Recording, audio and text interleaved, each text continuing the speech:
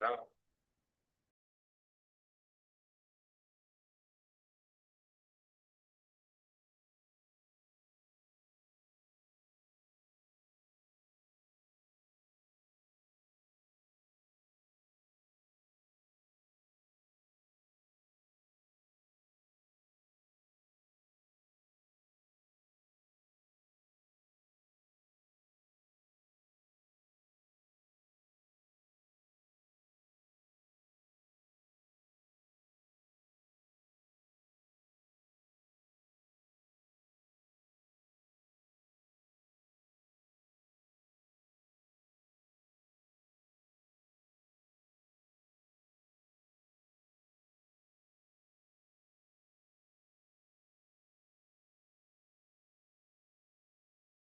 Hello, good evening.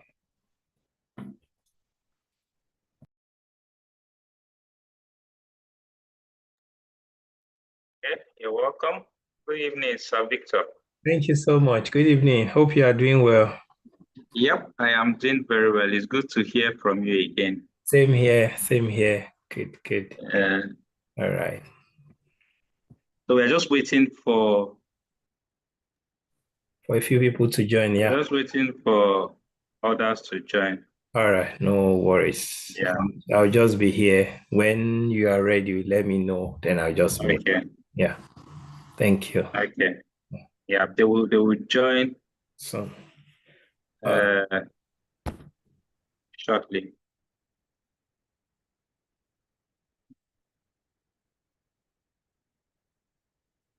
I'll be introducing you. Um, you know, I'll be doing the introduction before you take it up, but just to put you in that loop. okay. Welcome, Sheyi No worries. Sonny. Yeah, welcome. Thank you for joining early. We're just waiting to have others join in.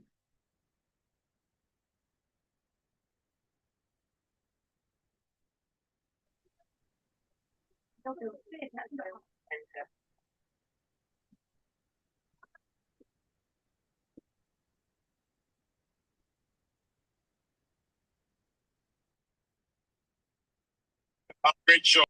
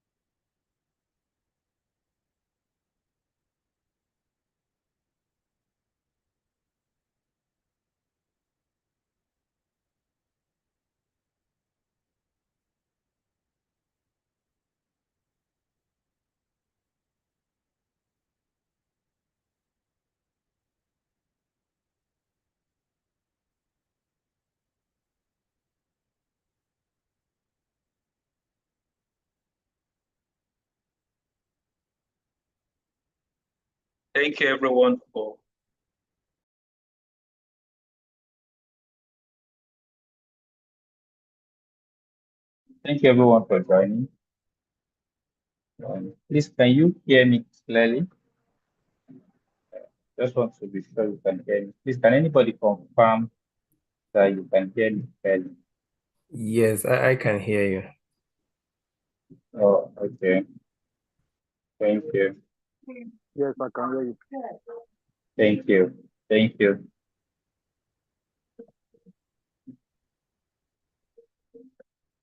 Thank you. Um, um, we'll be starting any moment from now. We just want to have a fuller house. We should be having as much as possible people joining. Yeah.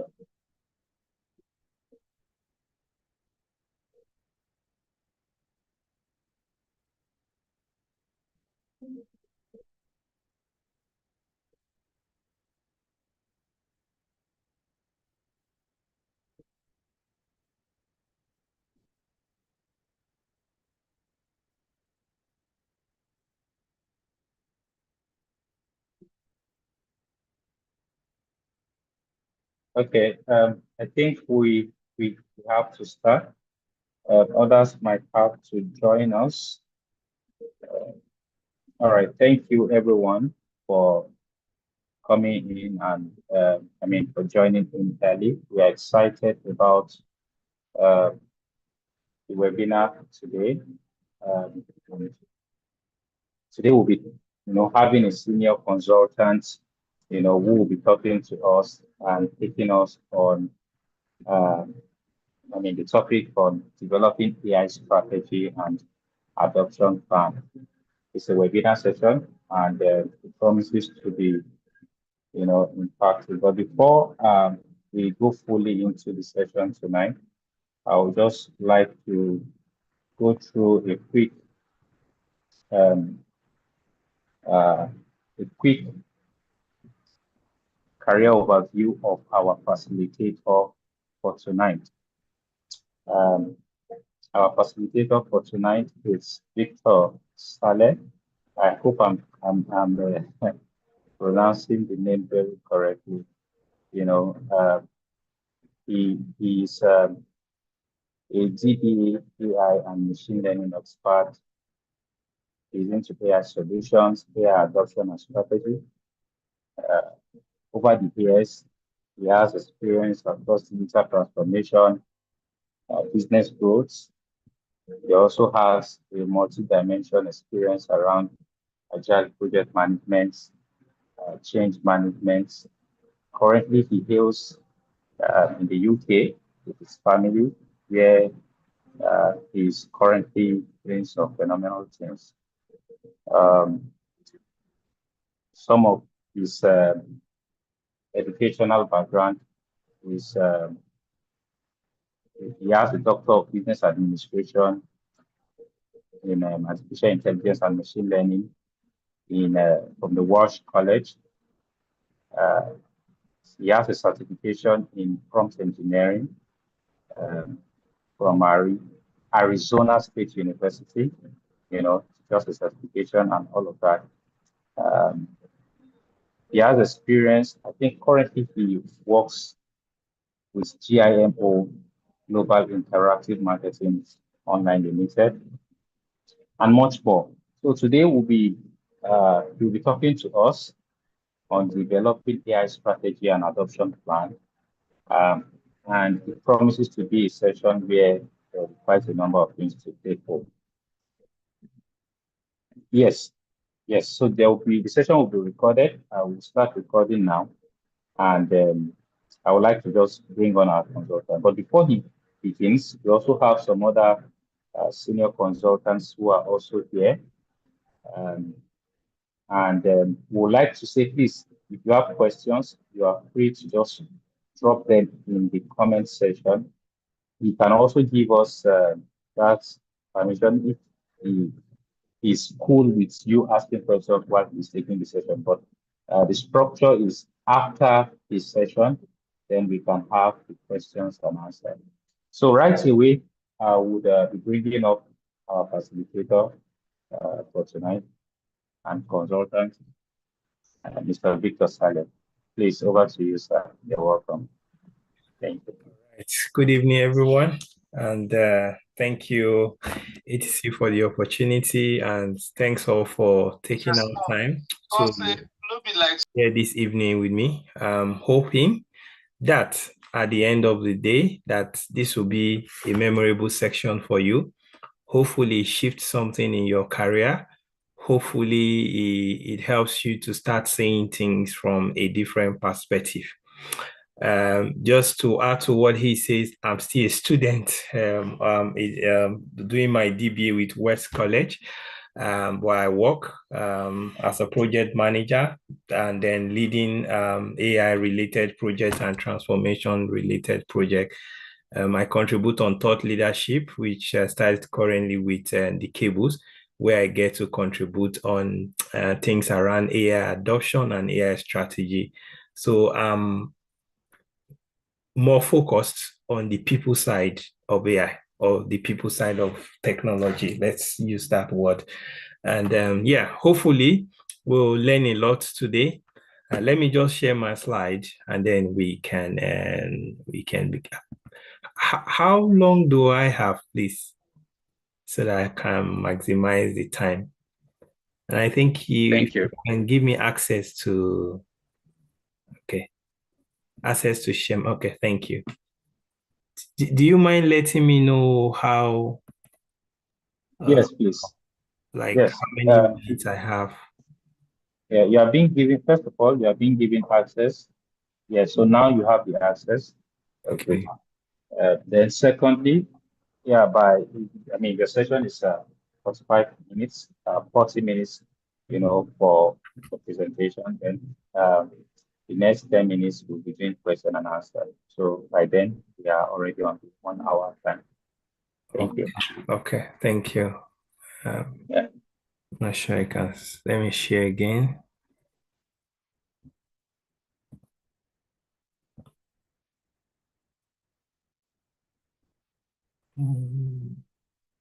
Okay. Can you see my screen now? Can you? Yes, please. We can see your screen. Okay. Very good. Okay, great. All right. Thank you. So today we'll simply want to go deep into talking about developing an AI strategy and adoption plan. And, when it comes to AI, a lot of times the technical parts of building an agent, building a workflow and all of that, prompts and all of those things are like the main thing that, people get to talk about. But there are foundational things that every business or every professional needs to understand. And if you don't lay those foundations, you might just be building on something that will collapse.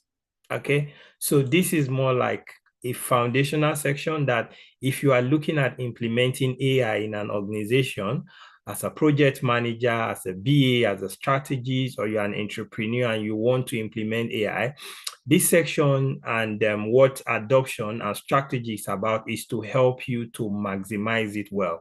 Strategy will build the foundation for you to know why are you doing what you want to do? Why do you want to implement it? What do you even want to implement? What do you want to achieve with this? Should I automate this? Should I not automate this? Because we are in a world currently where everybody wants to automate, but are there certain things you should automate or you shouldn't automate? So strategy gives you the framework that helps you to know what you're doing, how you're going about it, what ROI or what impact is going to have on the business at the end of the day, right? So you don't just start with tools, you start with, trying to understand your why, trying to understand the approach, and those foundation is sorted. Adoption here has to talk about the word adoption, like how do we ensure that it's adopted? Because I was reading a report from McKinsey and it was saying something like that 70% of the times that the company that gets to adopt AI, that only about 30% are able to really maximize the benefit of it and even have a good return on investment from it. And he said one of the main reasons is because of adoption. Like it's not adopted because people are the one that are going to use it. And so if you don't put a good adoption plan in place, as a leader, as a CEO of an organization, you at the end of the day just be wasting your money and you might not be able to maximize it effectively. So we want to see, how do we move from that place of curiosity to real business value? How do you move from experimentation to value? How do you move from this is the new AI tool now, and you're just running around, you just want to try different things and all of that. But how do you make sure that you have a strategy, you have a plan in place for it to be implemented, and you also have a plan in place for it to be adopted? because many organizations tend to bring a lot of changes, but they don't have plan for how is it going to be adopted? How is that change going to be managed? Right? Because if the change is not managed effectively and the people are not adopting the technology won't benefit the organization. And so I see this part of AI as something very important. And my focus actually is more always on adoption, strategy and others, more than even the technology part of it. So why does this section matters? Like, why is it needed? As I said earlier, that AI is no longer optional, as you know, but there is confusion everywhere. It's not optional. It's something that if you are a professional or you are a business person, you need to be thinking of how do you implement it into what you are doing. I do tell people that AI is going to take jobs from people. Yeah, AI is still going to create a whole lot of jobs. And the thing is that the people that will be out of the job are the people that fail to learn to use the tools that is needed in their own industry. So whatsoever you're doing, you need to start thinking, what do I need to understand? How do I implement this technology into what I'm doing? Because that makes you valuable. That gives you the skills to be able to do certain things with that tool. Because even if your organization decides to bring in AI today, it is still not machines that will operate the AI. They need people with the expertise and the skills to be able to implement that. Things are changing fast. Things are changing fast. I was talking to someone recently and I said, it's even happening now in the next few years that the demand for maybe project manager, BAs, and even product managers to reduce a little bit. Not that there won't be demand there, because we still need people to monitor, to moderate things, and to make sure that we have all these requirements put together and things are well structured, interacting with stakeholders to get all the requirements. Yeah, all those things are needed. But now, the BAs and the project managers we have to be looking at will be more of people that are savvy with AI tools, that they understand the necessary tools to use in order to get faster results. So where they used to need 3 BAs, they might just need 1 BA, because with AI tools now, somebody that understands it, he can do the work of almost 2 or 3 BAs together. Okay, now even developers themselves, if they don't improve themselves, in the next few years, some of them will be out of job, because there's a lot of vibe coding going on now. You can literally build a prototype just in one day. I think recently I decided to play with Gemini, the GEMS manager. And, being a project manager, you need to send reports. You have things like, what are your blockers? What are your next steps? What are some of the challenges? A summary of your rough notes and all of that. And, within just, an hour or so, I was able to create a gem that I gave it some samples of previous ones that I've done before, to use it as a knowledge, give it instruction. This is what I want. This is the format I want you to give to me. This is the structure I want you to give it to me. And eventually, it's something that I just drop my rough notes down. Within minutes, it has given me a very well-structured report that I need to send to the management. So things are changing very fast, and it's no longer optional. It's something that you need, it's something you need to accept, and it's something you need to learn. But as I said, beyond jumping to learn tools, you need to understand some foundational things about certain things about strategy before you start thinking of implementation. All right. So most businesses know that they should use AI actually, but they don't even know where to start. That's where you come in as a professional.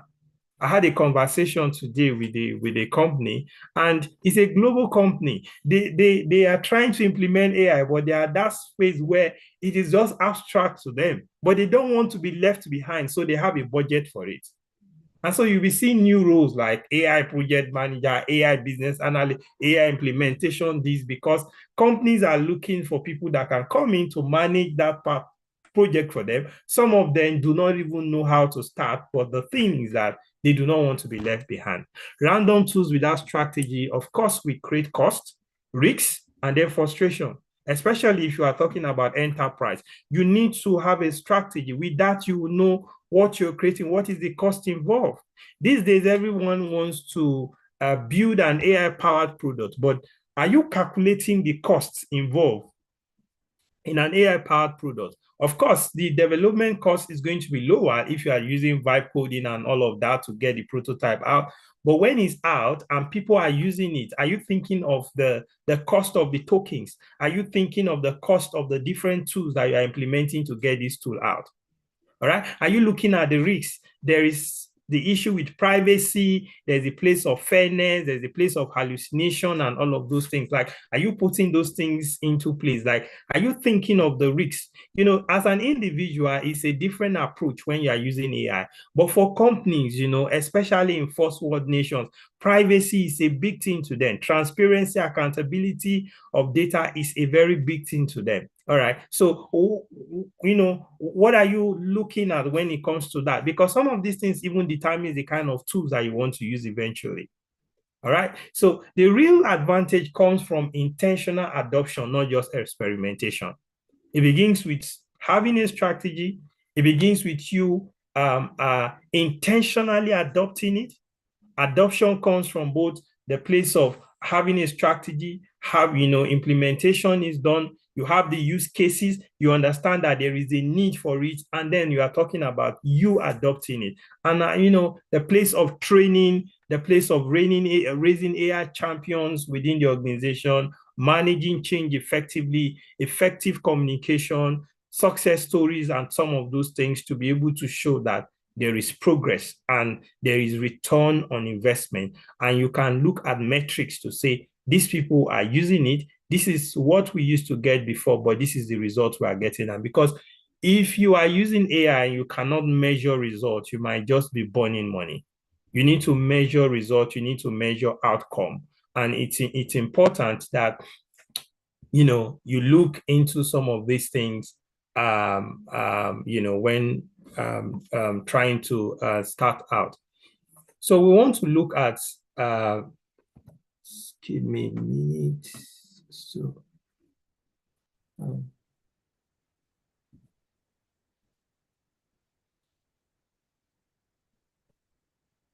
okay.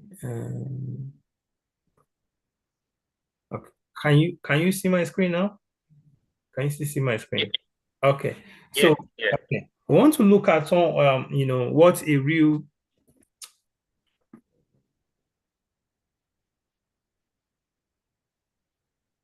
Okay, I feel I skipped a slide. Yeah, okay. Some of the questions that we back, let's have some of them. One is, AI will replace our people. I think that's like one of the biggest fear out there. People are afraid, this thing is going to replace me. It's going to take my job. So I was talking to someone and said, if I learn it, and then, AI can be used basically for what I'm doing, then why will the company need me anymore? So why would they need me anymore? So, and the thing is that I do tell people, if you fail to learn and you fail to adopt, people are adopting, organizations are adopting things fast, and they will look for someone else to replace you at the end of the day. The same replacement that you don't want to be replaced with. So you're adamant with the tool and all of that, So, it will replace people. But I always say that, yeah, of course, as much as some job will be lost, some job will be created. But the truth is that it will augment more of high value work. So if you're doing a lot of too much of manual, repetitive work and all of those things, yeah, you might want to start thinking about, learning tools and ways that possibly, such thing can be automated, because a lot of things are going to be changing very, very fast. There is the place of customer service now where a lot is being automated in that area. There's Amazon Connect, Genesis, and other tools are coming up that, because people leave customer service job very quickly and all of those things. And there are technology coming up now through voice calls and all of that, just to make sure that they offer effective customer delivery. And, so someone that's the job they do, and not like the manager at a level where I'm managing certain things about it. In the future, the person might be out of job, really. Let's be sincere. right? We need custom AI. That's another thing, where when it comes to businesses, talking from a business perspective, looking at some of you might be consultant, project managers, and other within an organization. And sometimes like, oh, we need, no, you don't need custom ones a lot of times. There are so many tools out there, so many existing tools. Before you take time from your developers to start sitting down to build custom tool, I think you should check around and experiment with some of the tools that are out there first. Then you will know if you need something custom or not, because for some people, this is where they stay and they spend a lot of cost on something that they've not been able to try out to see if it's going to give them results or be successful or not. One other mind also is that everyone must become technical. That's not true. You do not need to become an engineer. When I'm, if I'm trying to look for an opportunity, or I don't go towards the engineering field too much. I don't think that would be my core strength. All right. So I focus more on my core strength, which is the part of the strategy, the part of the adoption, the part of, and the part of engagement and all of those are things that I feel that part of ethics and governance. Those are conversations I love to have, because I feel like there's a lot of focus on the technology part, but there are other parts we need to be concerned about. Ethics is a big thing. Governance is a big thing. In fact, if an organization is going to implement anything, part of the strategy is governance. You need to have a governance framework in place that people are going to follow. If not, you might end up burning so many things eventually. So what's a real AI strategy looks like? We might not go too much in depth today, but this is to give you an overview that when you are looking at starting out, a strategy is important. So you want to define the strategy then before building the technology. But many times people just want to build the technology or focus on the technology, and they are not thinking of strategy of how are we going to use it? What are we going to use it for? What metrics are we going to use to measure if this thing is successful? What results do we want to actually get from it? Sometimes my interaction with people just want to implement AI because everybody is implementing AI. They've not sat down to really measure and have a direction on what exactly or what goal or aim do they want to achieve with that. So the first thing is for you to have a clear business goal. Clear business goal. What exactly does the business wants to achieve with this? What exactly do you want to achieve? You need to have a clear business goal. The goal is simple. This is it. We would like to achieve this. We would like to increase our revenue. We would like to possibly cut down the number of hours that we spend in like to attend to our customers. We would like to increase the quality of our customers. You need to have a goal at the end of the day. So there must be a goal. The business must have a goal. If you don't have a goal, don't even start, because you will just be going in different direction and there is no clarity. Another thing is that you need to define the problems that is worth solving. Okay, what problem is it? In my own experience and in my work and interaction, when we have so there are two ways of coming up with goals, right? There is the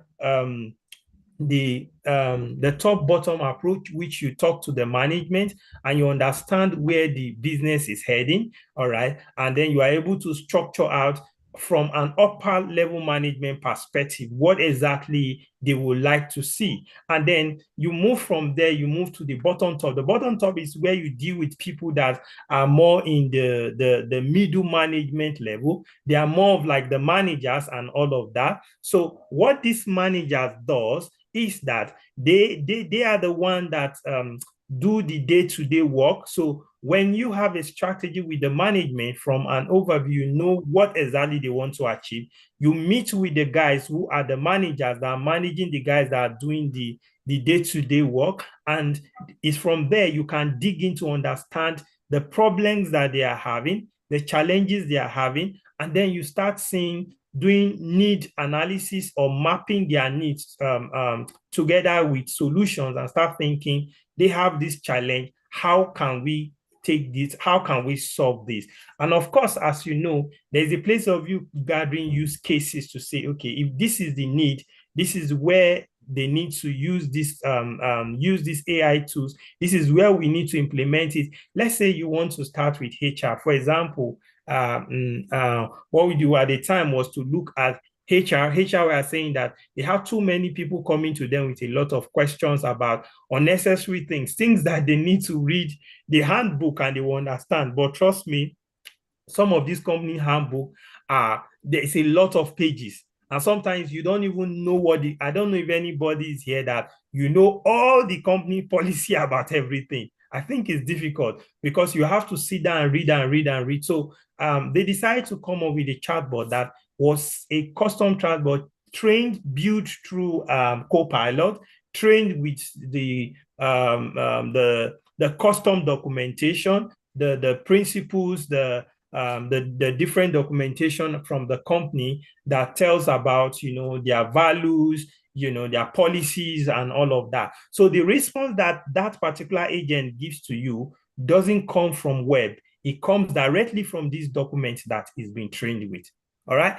And for them, that's something. It cuts the amount of time that HR needs to sit down with people to discuss silly things like how many weeks of paternity leave or maternity leave do I have? How do I get this bonus and all of that? So they just go there and put that information there with that internal chatbot, and then it does that and helps with that. So define the problems that is worth solving, because not all of them might be worth putting your time into. Some of the principles that I use is things like, one, what is the impact? Is it high impact? High impact in terms of ROI to the business.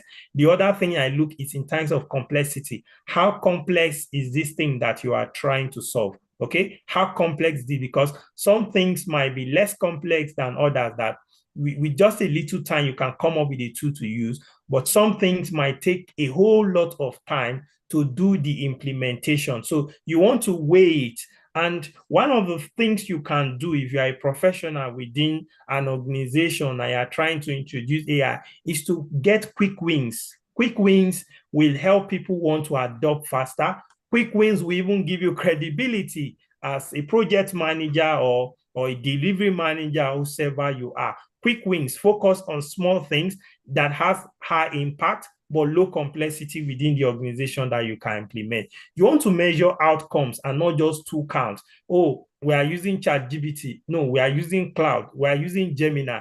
If you talk to some project managers or some product managers within an organization, that's what they list when you are asking them about what they are doing with AI.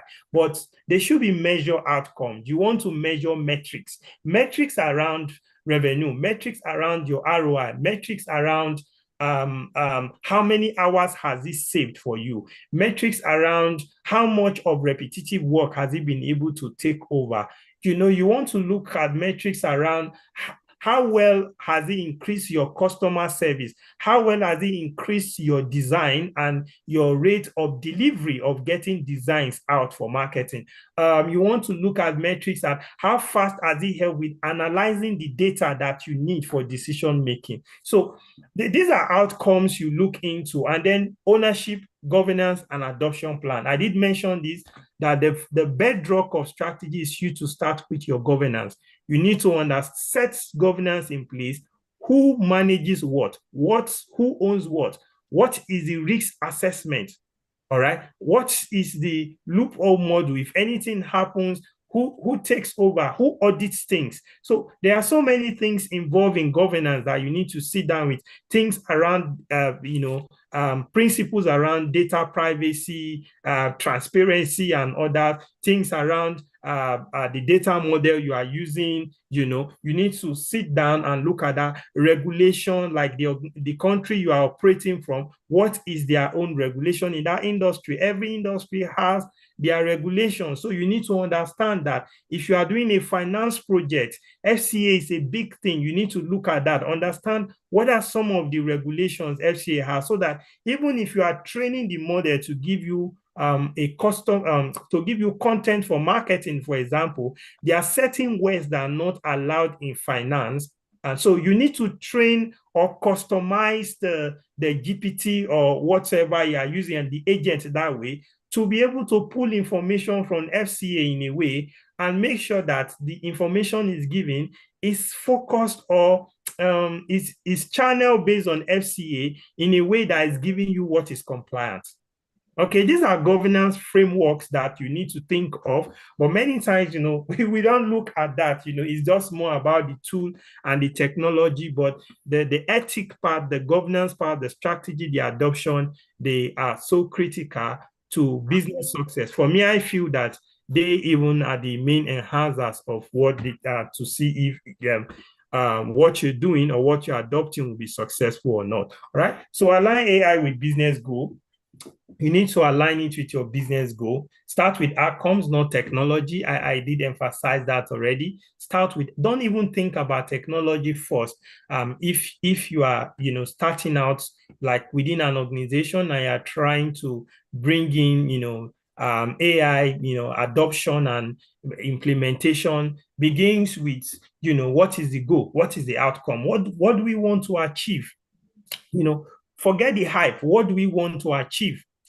So what you want to achieve, you will know if you now need AI to achieve them, or you don't even possibly might need AI technology to achieve them. So start with an outcome. What do we really want to achieve? Zero revenue growth. How do we want to do that? How do we intend to use AI to increase revenue? Do we want to look at ad technology? Is there a way we can automate things? Can we do more personalization for customers so that when they come, services can be personalized towards them to have a more personalized experience? Those are questions you want to ask yourself. Cost reduction. How do we intend to reduce costs? This might affect some people. They might lose their job eventually because they can decide to automate marketing. They can automate customer service. There are so many things that can be automated. All right. They want to reduce costs so that the company can make more profit. Speed and efficiency. The speed the organization is doing things is slow. Maybe it takes a lot of time for you to get a sales copy ready. An AI can literally get a sales copy ready if the prompts, you give it a good prompt within minutes. I mean, you have your sales copy ready. If you are able to build a gem that you train well with all the necessary information already, you just tell it and then your sales copy is ready. And meanwhile, it will take an average writer maybe 3 days or even more, something like that, to sit down to write a compelling, sales copy.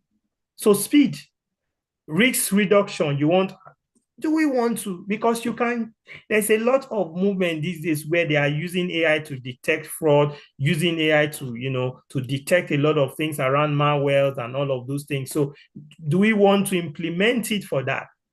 Risks are, I mentioned something about finance, the FCA regulation.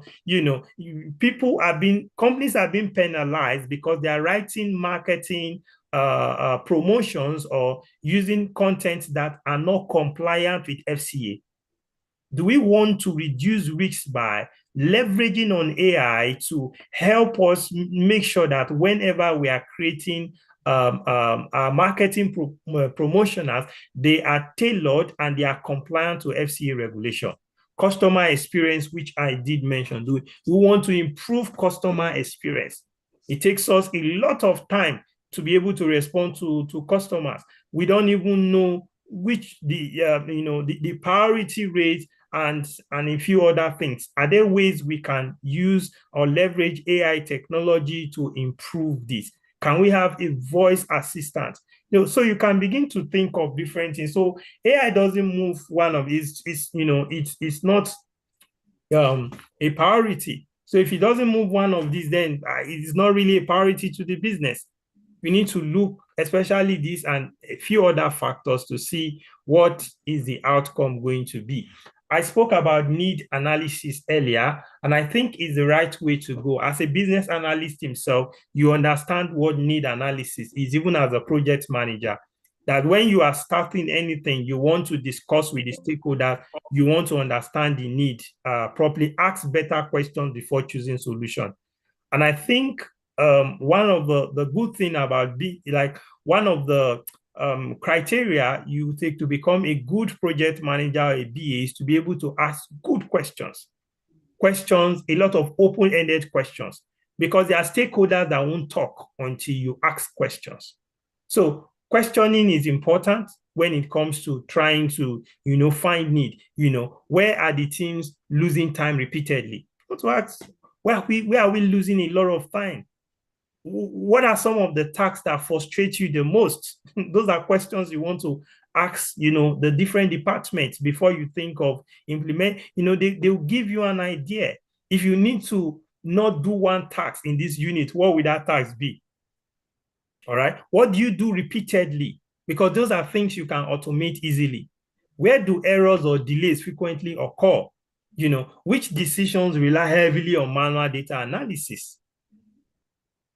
Okay, so those are things you want to look at. Currently as a project manager, we do recruit like some data entry, and some of these guys do a lot of manual work and all of that. We have to start thinking of how to leverage technology, to do that accurately, and it does it even faster.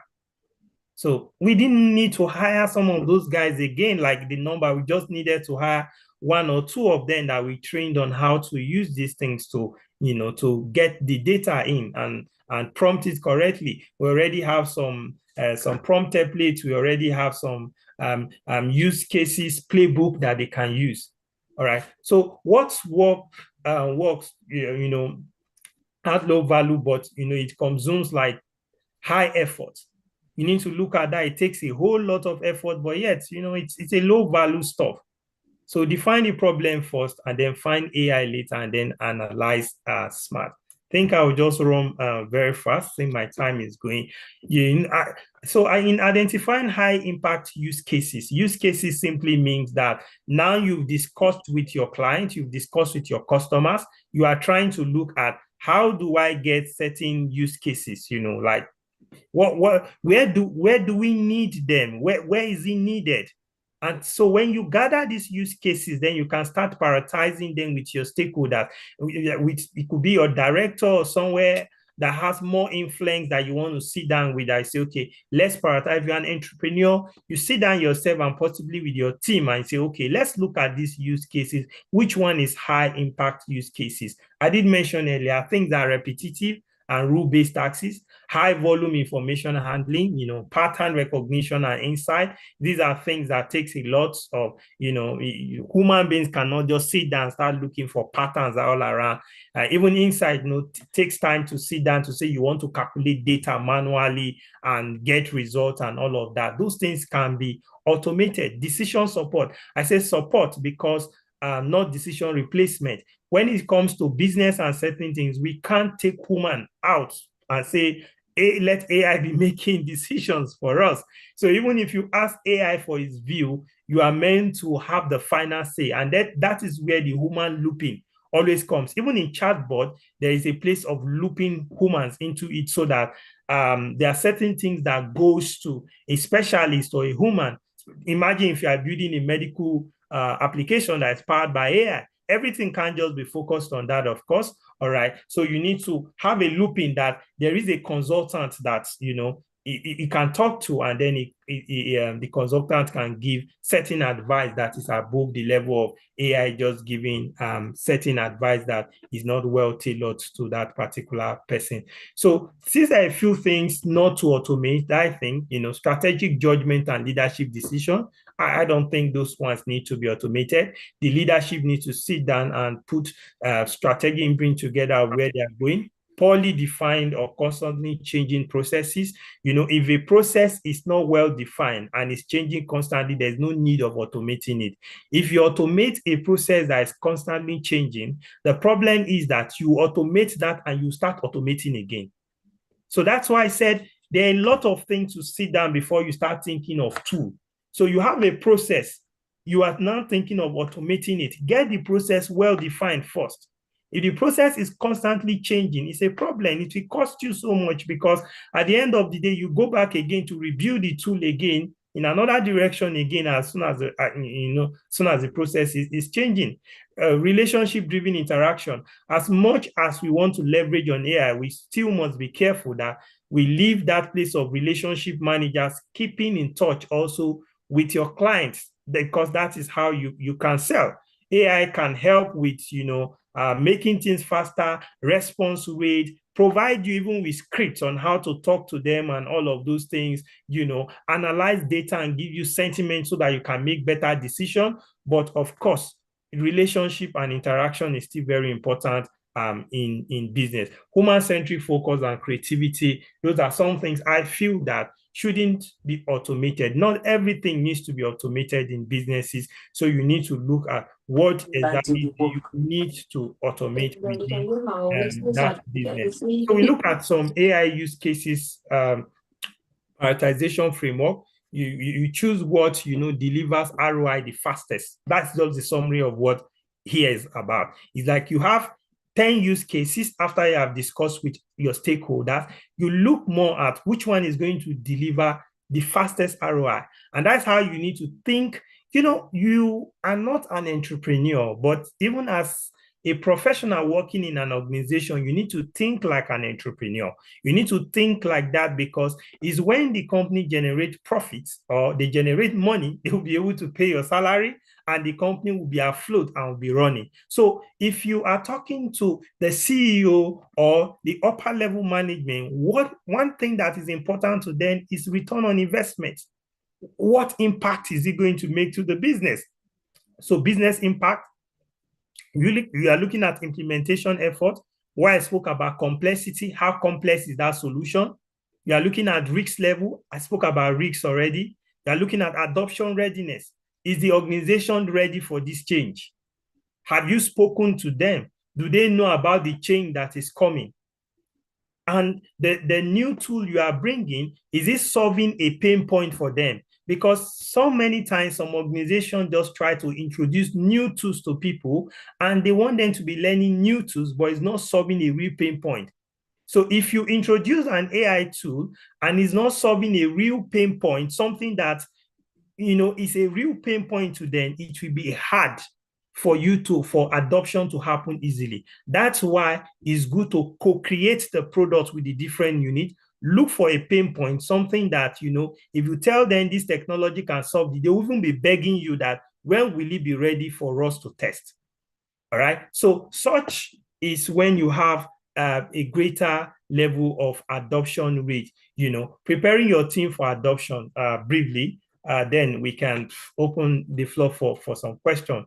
How do you prepare your team for adoption? How do you make sure that the project manager, as an entrepreneur, as a delivery person, that when you build technology or when you build a certain AI tool or introduce a certain AI tool for augmentation or for workflow improvement, that it is a bit adopted? I think one is fear of replacement. This one is not something you can do more, but the senior management needs to do this. People have issues with learning some of these tools also when you introduce them, because they feel that if the AI can begin to do some of the things they are doing, they are out of job. They are out of job. So the organization needs to make it clear what their vision is and why they are introducing the tool, what the tool needs to do. Is it helping them? Is it augmenting? Is it to make things faster? Is it to generate more revenue? There are so many things that needs to be communicated. All right, lack of confidence. So provide hands-on training and support. This is where training comes in. So people build tools, but there is no proper structure for training. So you as a BA or a project manager, you're involved in a project and all of those. Beautiful, you've built a mind-blowing technology, but trust me, they need to be used by people. As beautiful as the technology is, if it's not used well, it's not maximized well, they won't be able to achieve more results as they ought to achieve. A lot of times, we all build different CMS and tools for different organizations. But the truth is that so many organizations do not even use up to 50 or 60% of the tool. And we are all here. We use social media, we use Facebook and all that. Some of us don't even use up to 30 or 40% of the features we have in Facebook. That's just the truth. And Facebook will be trying to roll out new features all the time. The same thing with WhatsApp, which is good. But the thing is that how is the other features available adopted and maximized well? All right. So training and support is important, very important. There's no clear what is in it for me. So I like personal, personal and team benefit. What is in it for them? How is this thing going to benefit them? How is it going to help their job? That's why I said, don't just introduce another new tool or workflow. How is it going to make life better? Sometimes some people introduce tools that make life complex for the people that they are working with also.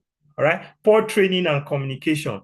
All right. This is part. Communication is important when it comes to adoption, when it comes to introducing AI tool, implementation and all of that. Communication is important. Communication even around transparency. Be transparent with them. This is the risk that is involved in this. If we do this, this is where we're exposing data we're doing. You need to be transparent with them. Be transparent with them that this is not 100% accurate. We are training the model to be more efficient. That's why we need support from you guys, that when you test it and you see that there's any form of bias, hallucination, or anything, you flag it with us. There needs to be communication. All right. So build confidence and then drive adoption. All right. Building AI confidence within your team. These are some of the things you can do. Show practical role-specific use cases. I did emphasize on that don't just build something for people and be assuming they will use it. All right. It is good to understand a pain point and build use a use case that is a pain point for them, and show them practically solving that problem. It is easier for people to adopt. Train on outcomes, not just on features. This is the outcome. This is what we want to achieve. This is what you can achieve by doing this. People learn faster that way.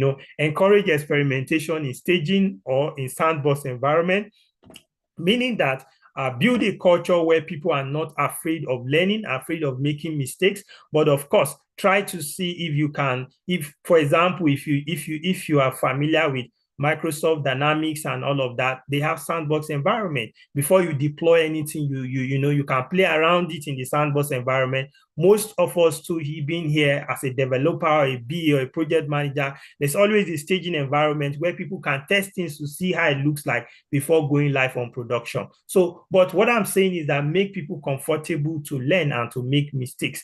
That will really help with stuff. Then normalize learning, not perfection. When you begin to focus too much on perfection, it affects the results that you might get. But normalize learning, let people learn, let them make mistakes, and then they learn from it. You make it a culture within the organization, within the team, and that will help. How many slides do I have more? Okay, my slide is almost done, so I think I'm still with that. So measuring your AI ROI, we discussed this earlier, which I spoke about time.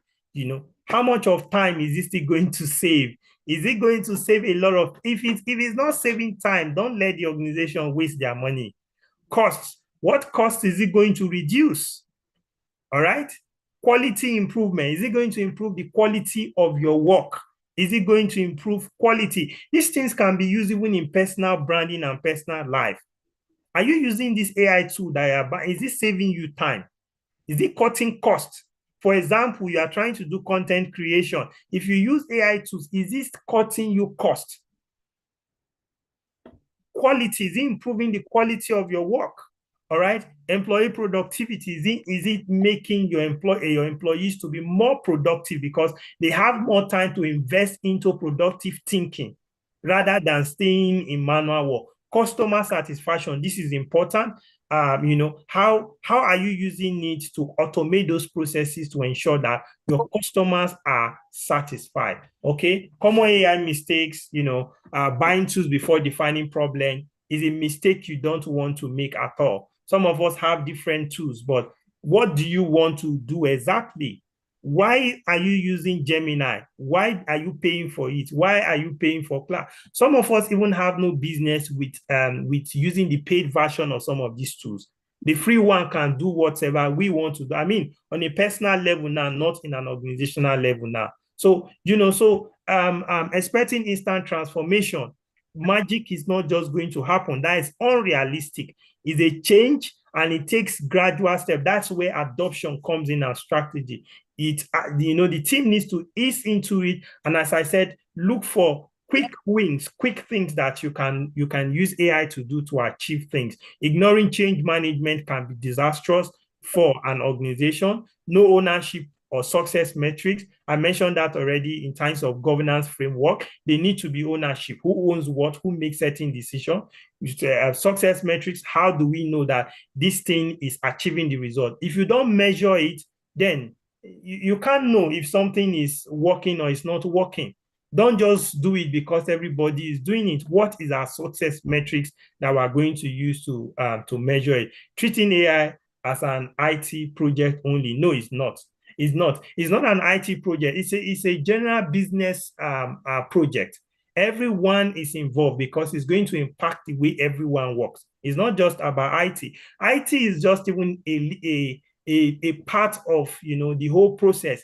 They build the product, the workflows, the agents, and all of that. But people use it, and people are the one that will be using it to implement solutions or to interact with customer or do certain things. So you need to train them and equip them as much as possible to use them. Okay, so from pilot to scale, you pilot with a clear use case. I mentioned that you have your governance framework structured out.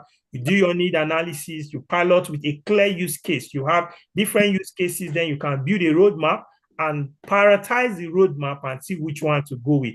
Then you prove value quickly. As I said, one of the things that will make you successful if you're implementing AI solution for your organization, don't look for too much complex things. Look for things that will give you quick wins, things that they can see quick results. When they see that, then, they will begin to embrace it. But if you are trying to do something that is taking them 2 or 3 months to see results, it might be frustrating for people. They feel like they are just spending funds, money, and just trying to learn something else and all of that. All right, capture learnings, very important. Document insight and refine your approach. All right, you can keep iterating. That's one good thing about AI, is the fact that it can also learn also, and you keep retraining your model. All right, so expand horizontally across teams. What I mean by that is that expand, replicate success in other departments, within the team. So my approach is always start with a unit. Look for a unit, marketing, marketing communications, for example, finance, data analysis team and other. These are even the dev. These are people that need their workflow and things they do can be automated and they can run faster. For example, averagely within an organization, it takes almost 3 months or more than to get approved, to get an MVP out for most of these things that we're trying to deliver. With AI, maybe within days or week or so, you can get it out. All right. So, as an organization, you need to begin to start embracing that rather than, just sitting down using the traditional way. With tools like Cursor or Code and others, coding is going very fast and you can really generate code and even test the quality much faster. So improve continuously. As I said, iterate, optimize with new data. Key takeaways as we move is that AI strategy start with business goal. Don't forget that. Always have a goal. Don't just jump into stuff. Focus on problems, not on tools. So I said many times when we talk about AI, people are always talking about tools. But I think sometimes we don't focus on the problem. Now, what problem do I want to solve? When you understand the problem, then you start asking, what tool can solve this problem for me? Do I need a custom tool? Or are there tools or solutions available there that we need to subscribe to that we get this done for us? All right. Prioritize training, communication, and culture. I've mentioned this a lot of time that when it comes to adoption, training is important.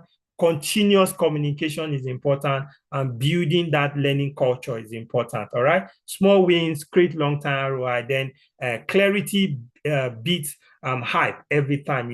Set realistic expectation, communicate clearly, and measure result. Measurement of metrics is very important. If you don't measure it, you won't be able to know what you achieve. You won't be able to know what you've put inside and what return on investment you are getting. And if you're going to be a good AI implementation manager within your organization, ROI is important. Understand what business impact is going to make.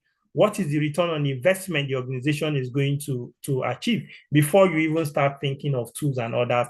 Plan your governance framework and understand that there's proper structure. Work with your IT team and others around data, around privacy, around risk management and all of that. Let it be measured. Then you'll be able to roll out things around implementation, knowing the use cases already, as I said, and you already prioritize the use cases and know which ones you can pick as a quick win that is going to give you a quick victory, and people will adopt it faster at the end of the day. Thank you so much. Hopefully you'll be able to take some questions. You can connect with me on LinkedIn and possibly on Instagram, but professionally, yeah, you can connect with me on LinkedIn, where I also share thought leadership a little bit as it regards to strategy, adoption, and how these AI tools can be maximized for better productivity for business, and you not just focusing on tools and technology, but ensuring that it is driven from the place of business impact for your organization. Thank you. Wow, wow, wow, wow, wow, wow. What a session. What a session. Please, can we, if you have an emoji to celebrate our consultants and facilitators tonight, please feel free to do. What a session. You would all agree with me that it's been a 40 minutes plus of impactful knowledge sharing. But before I go into that, I would like, we have a bit of some questions. And please, if you have questions you would like to share, to ask, please, you can just raise up your hand and I will be glad to allow you ask a question. One more time, Victor, well done. And thank you so much for pouring out that depth of knowledge. I'm sure that a lot of people have a lot to take home tonight. All right, so one of the questions we have here, I think while you were talking, somebody was asking if you could share more insights on Playbook. Is that something you want to talk about quickly? Yeah, it's fine. So use case playbooks are just more like, let's say within an organization, you've implemented AI solution to solve. Let me just use a practical example of like an organization that they create graphics a lot and all of that. You can literally create an AI agent that is going to be handling that for you, trained with your brand colors, brand voice, style, do you want it in animation? What colors do you want to use and all of those things. And then you've been able to document that particular use case of what you've been able to put together, what is used for, what tool is being used, and the kind of prompt and the kind of instructions and all of those things. So those are some of the things that consist of of a playbook, just putting a lot of those instructions in place and guides in place, for that particular use case, so that when it needs to be used for a similar one, it's just something that can be looked into and model for better understanding. Or it could even be a use case of something that you want to do or you want to implement, and you've achieved it before, and then instead of like starting from scratch again, also you already have the structure of how you went about that to get that particular result. So it's easier for an organization that, especially if you are using things around augmentation, some of these AI prompt libraries and use cases of where you've been able to use and what you use can be very useful to guide people so that they don't try to reinvent some things that possibly have been done before. I hope I was able to explain that a bit.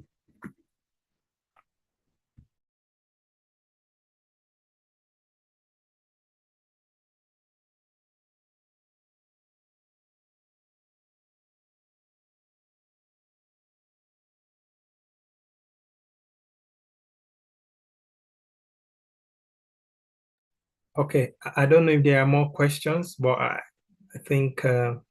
Yeah. Oh, sorry, okay. I was Right. muted. Sorry. Yeah, Mr. Victor, thank you so much.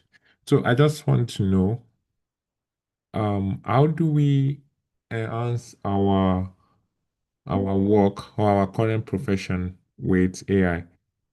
How do we, what are the practical ways of enhancing or alleviating some of the fears about AI upon work, upon the future of work?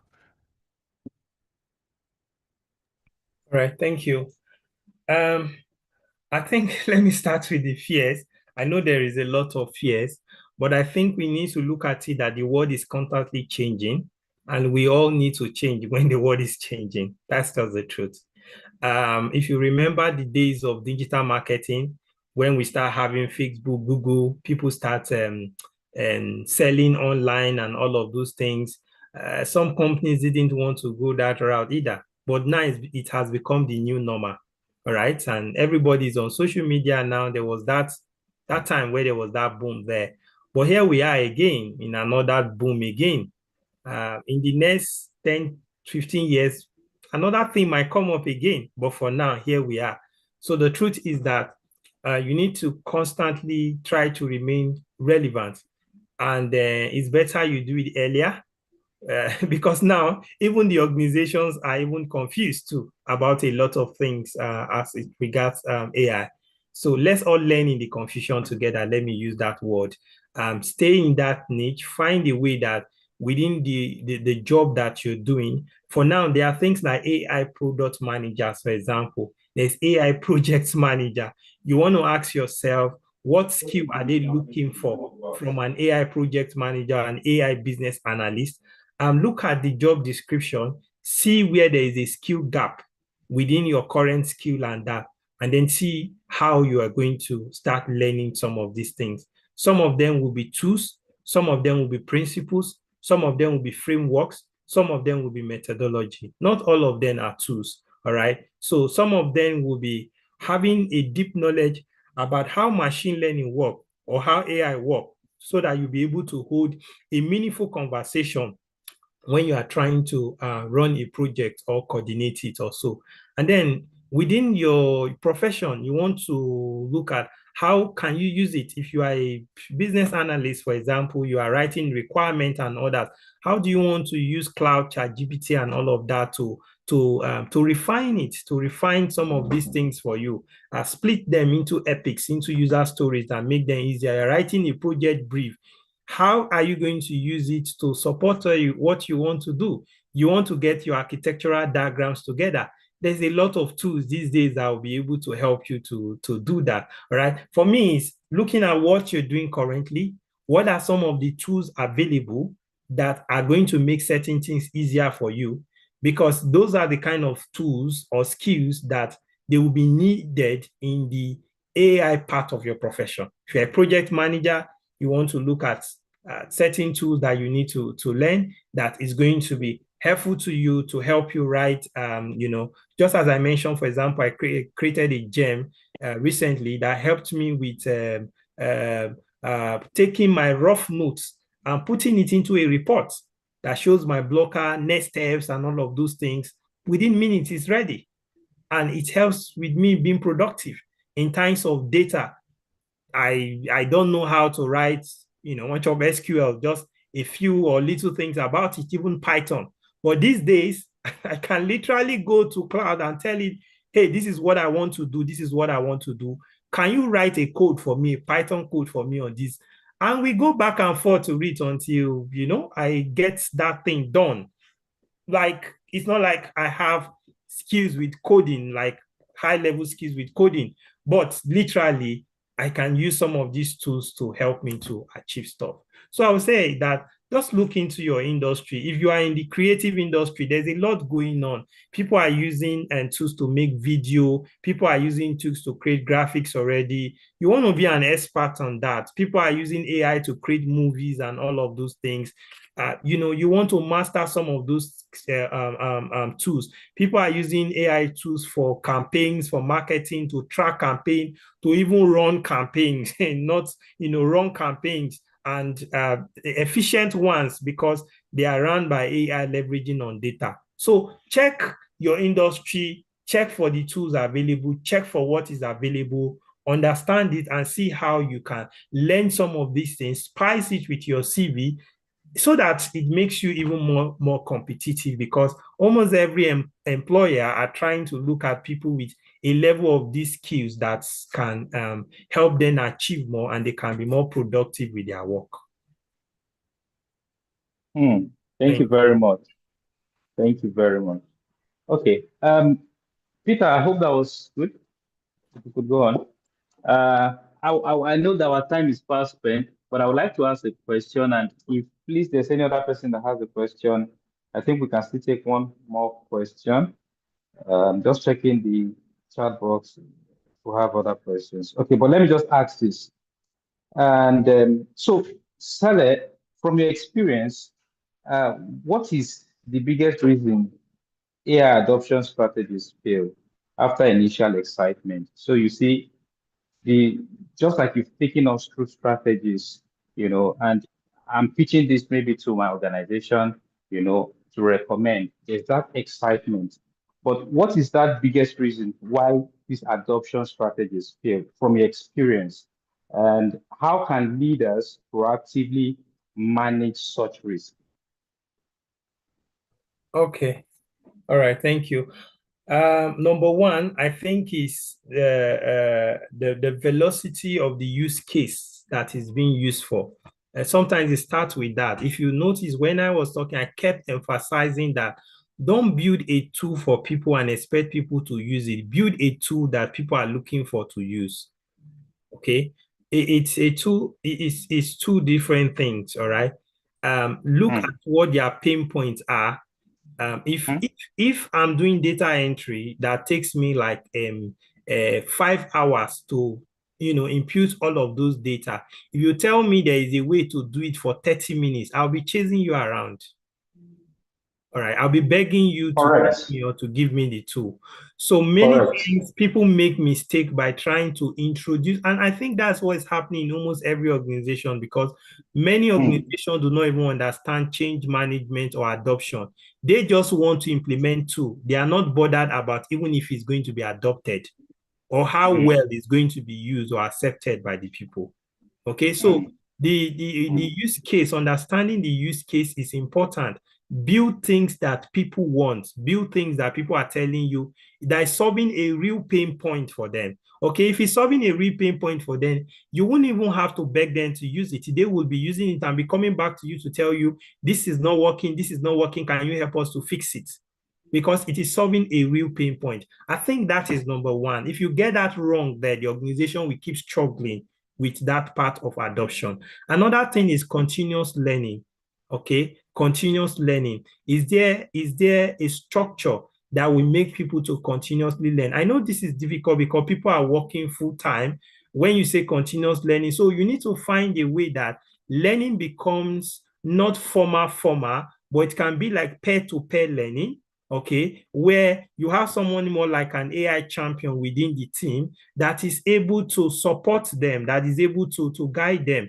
All right. So continuous learning is important. You need to look for ways of, like you can do like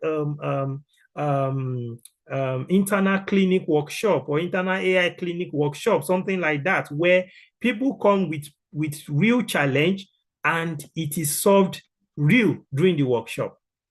Okay, it's not you are not trying to tell them fables.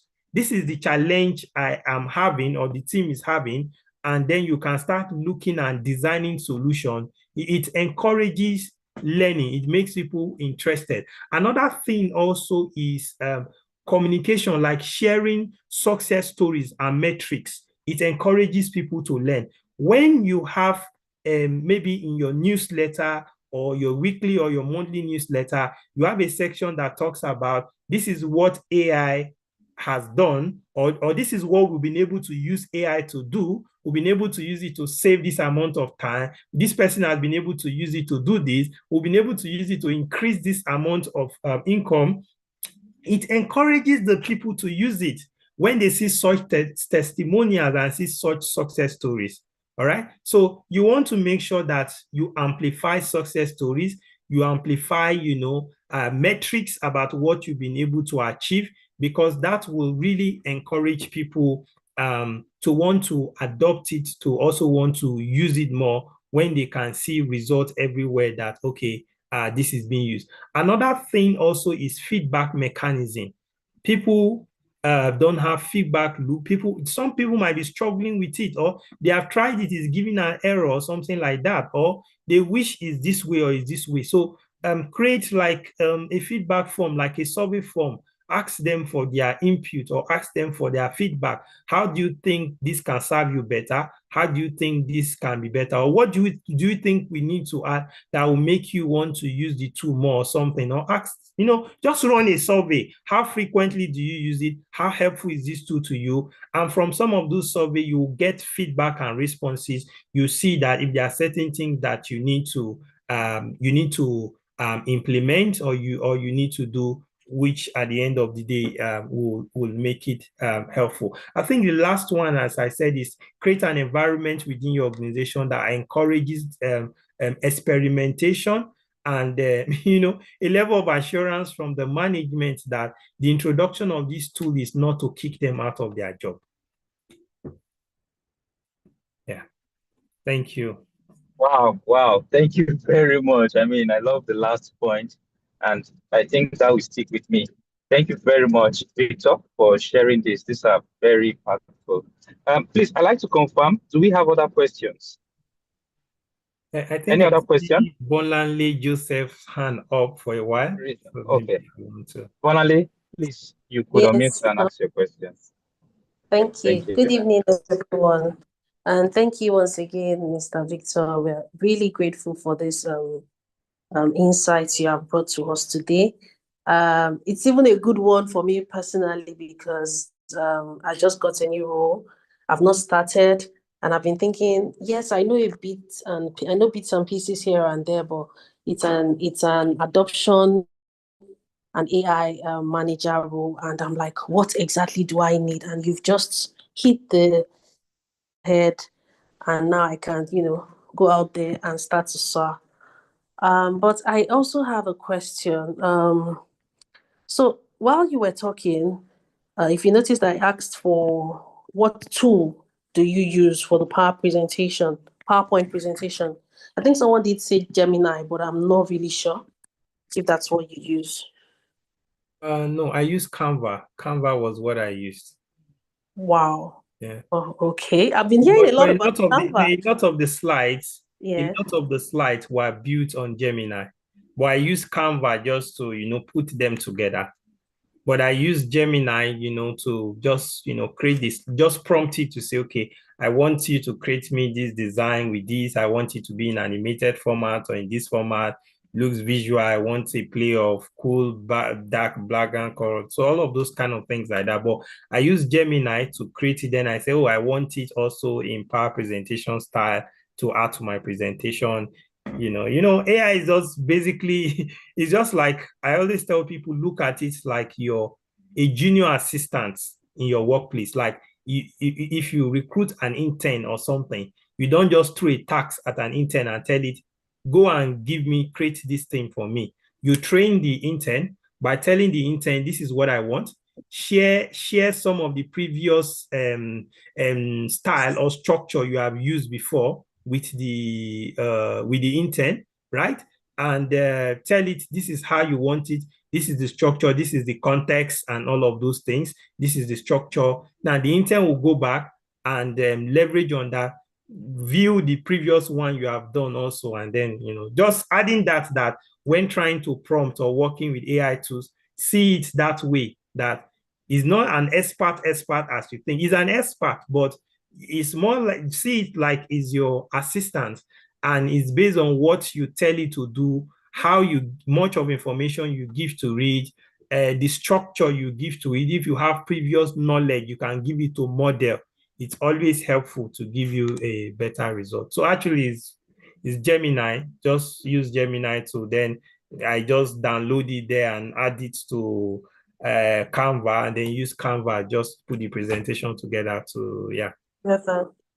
Thank you very much. So my next question will then be, so with all these things you've taught us today, as someone that is just starting a new role in the AI and digital transformation space and adoption space, what else would you say I should learn? Yeah. So I get fully equipped. Well, of course, yeah, I think the people part as which we focused on is very, very critical. And as I said, adoption can be gotten wrongly if you don't have good governance framework. Maybe you just want to read a little bit about AI governance, like when I don't know, it depends on the organization. If it's a big organization, they should have a governance framework already. But the funny thing is that some organizations are just trying to implement newly, and then you come on board, you're supposed to put at least a governance framework, that will guide people on certain policies, the organization. So what is the organization agreeing on certain things about that? So maybe you want to learn a little bit about that. You want to learn a little bit about, the ethics part, the ethical use, and all of those things. At least learn some terminologies about AI, as I said, things like what is machine learning, supervised and non-supervised, like just some things like that, because you will be interacting with these developers, right? And some of these things. So you want to look a bit smart and savvy also before them. But that's it on the techie side. But more around adoption is more of skills, really. Stakeholder management, managing resistance. That's where you are going to face a lot of issue. You want to adopt it for a unit. They might even be telling you they are not interested. They might have several fears around it. So managing that conflict, managing conflict of interest, then prioritization, because different units might have different things. How do you prioritize? So working with designing a roadmap and all of those things, it's important. But a huge part of it is more of the people part, managing people, talking to stakeholders, giving a level of guidance. They will be looking at different tools. So you want to do some review also to be able to provide advice to them on why you think this tool or that particular tool and all of those things. And as I said, focus more on how on something that is going to solve a real problem for the people. It's easy to adopt when the people are looking for it than you providing them something that you think they need, but they don't need it, or the organization thinks they need it. Yeah. Thank you very much, sir. Really, really grateful. Thank you. Thank you very much, Mr. Victor. That was very impactful. I think we spent a whole lot of time tonight, and I would like to ask, is there any other person with questions? And if not, any feedback, comment from anybody? We also have some other senior consultants in tonight. To be nice if you could hear Bode, Peter, any feedback? So Lunubi, it's good to have you in tonight. All right. Thank you so much, Victor. It's been a very, very wonderful session. Thank you. I'd like to confirm also, so this just to announce, the session is recorded for those who were asking, because quite a number of people were asking if it was recorded. The session was recorded. You could reach out to us at ATC. If you need to get access to the recorded session. Also, just a bit of announcement. Don't forget that with ATC, we do not just the business analysis training, which a number of persons know us for, but also when it comes to consultancy around AI development, adoption. These are some of the things or services we could support you with. Don't also forget that we could support you with your career transition mentorship service or program in ATC. So feel free to tell somebody about ATC and what we are doing. And we are, very super excited to support you through your journey in the UK or wherever you are. It's been a very wonderful night, and we are glad to have a senior consultant like Victor Saleh in our midst tonight. Again, thank you very much, everyone, for being present tonight. Please do have a wonderful night rest. Bye for now, everyone. Thank you. Thank you, everyone. Thank you.